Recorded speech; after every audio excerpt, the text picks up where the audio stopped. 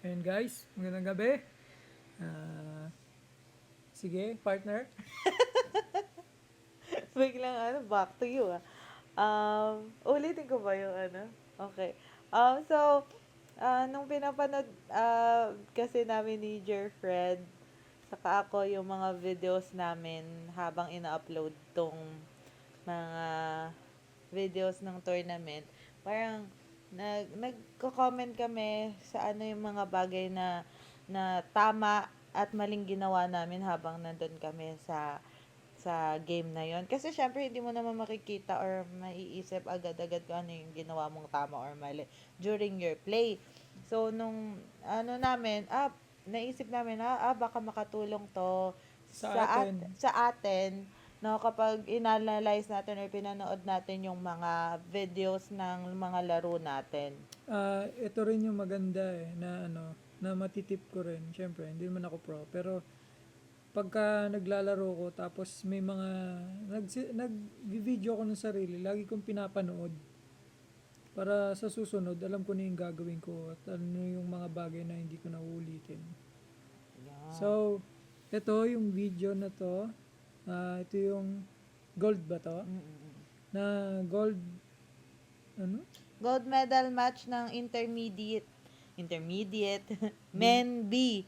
So this is Anthony and Ian versus Tito Reggie and Charles. So, ayun, pisa na natin.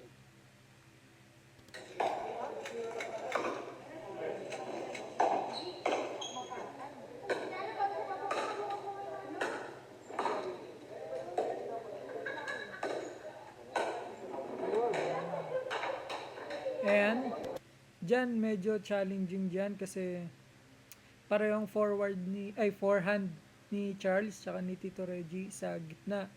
Kaya talagang dapat nag-uusap dyan kung kanino yung bola. Tama.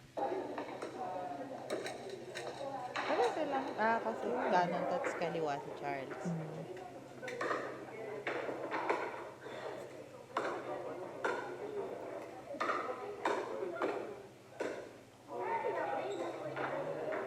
Nice reset. Maganda ang mga reset na nangyari.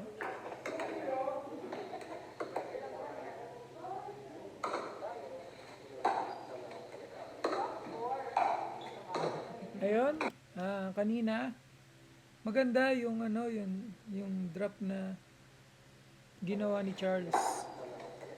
Ayan, ano lang, flat lang yung paddle, tapos hindi niya na ginalaw yung wrist niya.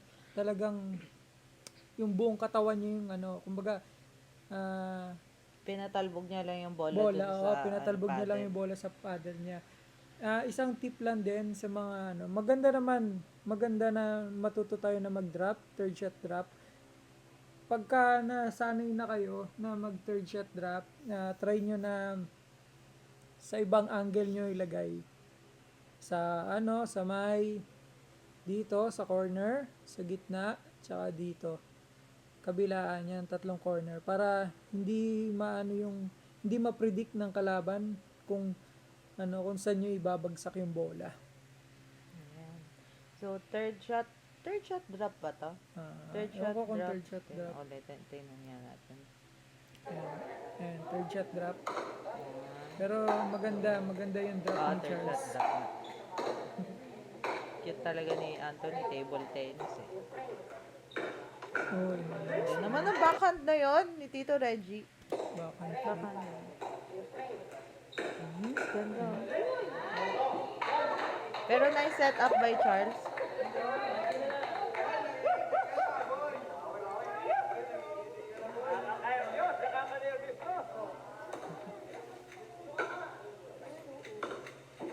Ayan, another third shot drop.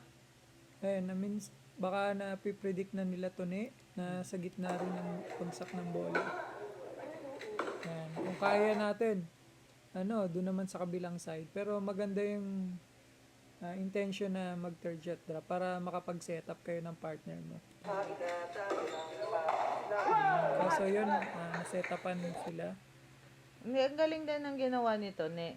So, 'di ba, minsan kadalasan kapag kunyari dirinapan ka, Mm. ibabalik mo lang din dun sa nag-drop sa'yo. Binalik niya kay Tito Reggie. O na yung 'Di ba? malayo pa. Yung malayo pa para hindi pa nakakaabante sa kitchen. Tama. So nung nakuha na ni Tito Reggie, tumaas, umangat.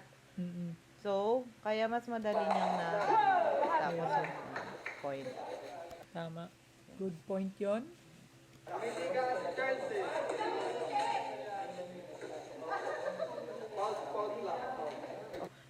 Dapat ginawa ni Charles, napako kasi si Charles dito eh.